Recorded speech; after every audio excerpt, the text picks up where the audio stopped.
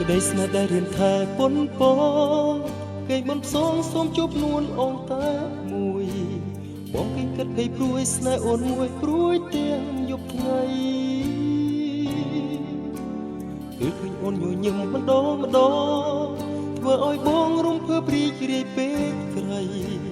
មុនស្នេហ៍ស្រស់ពិសេសចង់ហរតីបងគ្រប់វេលាចង់តែស្ដាប់សូរស័ព្ទសំដី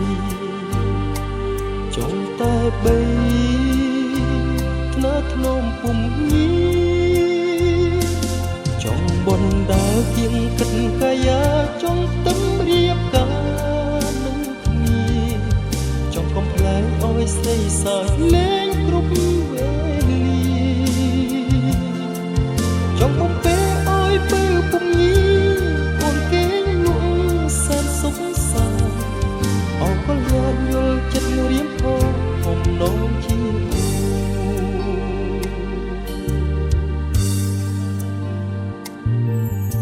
ក្តីស្នេហ៍ដែលរៀមថាប៉ុនប៉ងគេងមិនផ្សងសូមជួបនួនអងតែមួយបងគេងគិតភ័យព្រួយស្នេហ៍អូនមួយព្រួយទាំងយប់ថ្ងៃ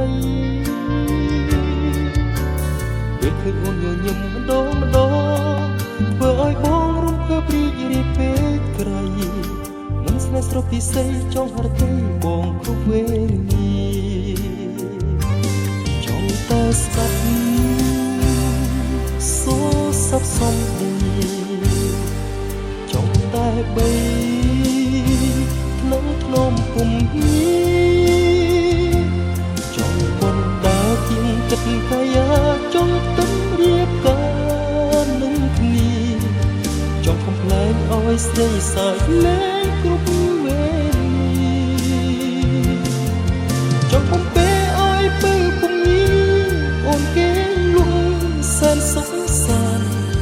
អរគុណយ៉ាងយល់ចិត្តរៀមផងបំណងជាគូ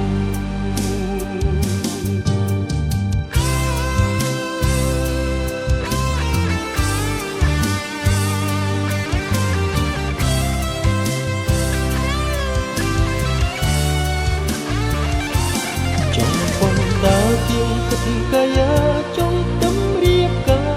រនឹងគ្នាចង់កំប្លែងឲ្យស្រីសាយលេងគ្រប់វេលា